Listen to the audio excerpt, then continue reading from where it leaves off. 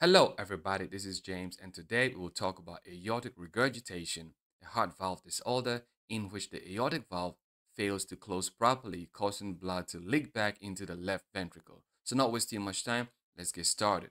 Don't forget to hit the subscribe button.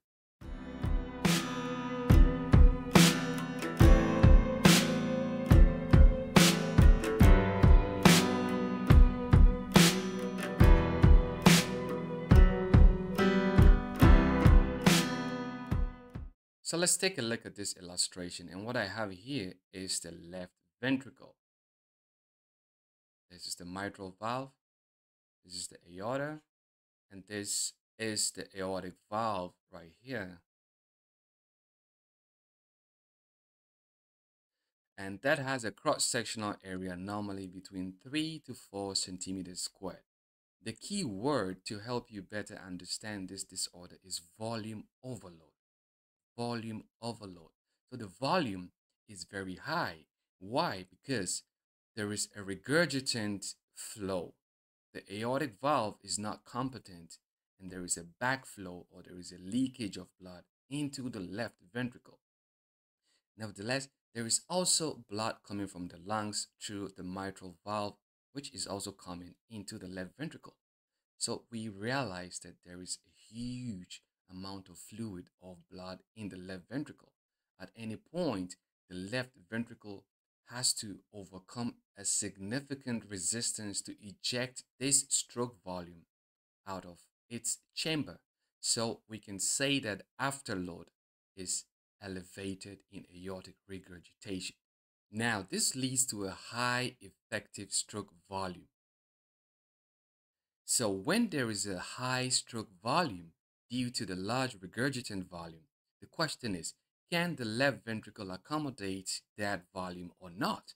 Well, the answer is that in chronic aortic regurgitation, the large volume is accommodated by the compliant and dilated ventricle. Hence, this process occurs slowly and the condition may even be well tolerated for many years. There are some parameters to also understand. Due to the high volume state, we can say that the left ventricular and diastolic volume is increased in aortic regurgitation. But another important factor to consider is the left ventricular and diastolic pressure, which is well tolerated in chronic aortic regurgitation. So this is a very important key factor to discriminate acute from chronic aortic regurgitation. As in chronic, the left ventricular and diastolic pressure here is tolerable. Even if there is an increase, it is still tolerable. Now, in contrast to acute aortic regurgitation, this comes with a considerable volume overload in a non-dilated left ventricle with also a considerable increase in the diastolic pressures. So in acute aortic regurgitation, there is an increase in this parameter, but there is also an increase in the left ventricular and diastolic pressures. This can lead to shock, heart failure, pulmonary congestion, severe clinical manifestations of aortic regurgitation. Well, a question. What is the pulse pressure in aortic regurgitation? Remember, pulse pressure is the difference between the systolic blood pressure and the diastolic blood pressure. So in aortic regurgitation, we said that there is a big stroke volume, and that stroke volume certainly will contribute to the high cardiac output. Now you remember that the blood pressure is equal to cardiac output multiplied by the resistance. And cardiac output is equal to the stroke volume multiplied by the heart rate.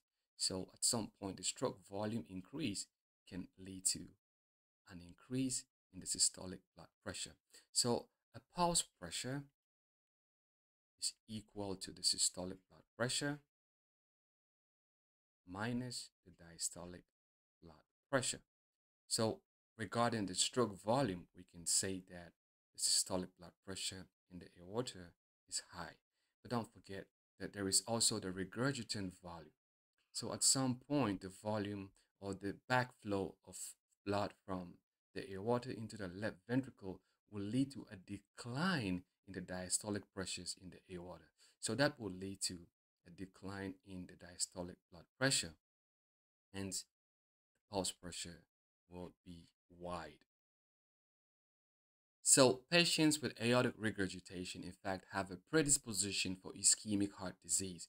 Now we've said that there is a decrease in the diastolic blood pressures in the aorta as a result of the regurgitant volume. Again, you recall that coronary perfusion occurs during diastole. So with a decrease in this diastolic pressure, there is going to be a decline in coronary perfusion. And so patients may exhibit signs and symptoms of angina, in other words, ischemic heart disease. Nevertheless, there is also a left ventricular hypertrophy in aortic regurgitation that can actually cause a demand in oxygen. So there is also a demand ischemia as a result of the hypertrophy. All right, so we've said that in aortic regurgitation, there is an increase in the effective stroke volume. Now, just imagine that powerful, massive bolus of blood volume rushing into the aorta that is going to be felt as a powerful or a strong, or the word normally used is bounding. So the bounding nature of the pulse, of course, is coming from the effective stroke volume, which is high. But don't forget that a part of the stroke volume is lost to the regurgitant volume because a part of it will come back into the left ventricle as a result of an incompetent aortic valve. So that regurgitant volume is then going to lead to the bounding nature of the pulse now collapsing because the volume at some point would decline because of the regurgitant volume. And so if you are asked what is the nature of the pulse, of course your answer is going to be a bounding and collapsing pulse, which is often referred to as the water hammer pulse. In aortic regurgitation, there is a high-pitched decrescendo diastolic murmur, which is heard better on expiration with the patient in the sitting position, leaning forward. In severe forms of aortic regurgitation, an Austin Flint murmur may also be heard, and this is an early diastolic rumble which is heard at the apex due to the regurgitant flow that strikes or hits the anterior leaflet of the mitral valve. A quick illustration. So this is the mitral valve leaflet, and this is the left atrium. The left atrium, and this is going to be the left ventricle. So the left ventricle, and this is going to be the anterior leaflet of the mitral valve. So in aortic regurgitation, the backflow can sometimes hit the anterior leaflet, and this leads to the Austin Flint murmur, which often occurs in severe forms of aortic regurgitation.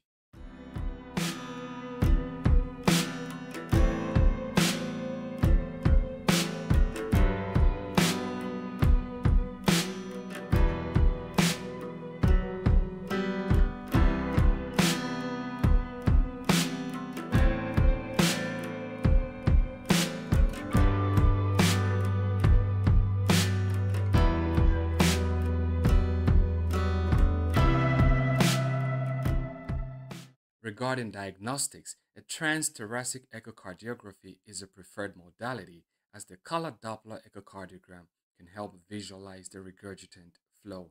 It can also show any structural abnormalities such as a bicuspid valve. If there are any vegetations as a result of endocarditis, it may also show it. An electrocardiogram will be useful as it can show a left ventricular hypertrophy as well as signs of ischemia. A chest x-ray may show cardiomegaly, a dilated aorta, or pulmonary congestion. Cardiac catheterization, angiography, as well as cardiac magnetic resonance are among the modalities that may be chosen. Management of aortic regurgitation. So medical treatment is used to alleviate symptoms. However, the definitive treatment is a surgical replacement of the valve, and valve replacement is encouraged before severe left ventricular dysfunction occurs. It is then encouraged that an echocardiogram should be done every 6 to 12 months for a close monitoring. In the initial stages, you would also like to assess the state or severity of any hemodynamic impairment. Measures to reduce the systolic blood pressures is very, very important, especially with ACE inhibitors as well as ARBs. And of course, the underlying cause of the aortic regurgitation must also be evaluated and treated as such. Indications for surgery. This may include a progressive ischemic heart disease, progressive cardiac enlargement or dilation, or patients that do not respond to pharmacotherapy. Thank you, and I hope this was useful. If you enjoyed it, then hit the like button and subscribe to the channel. Bye.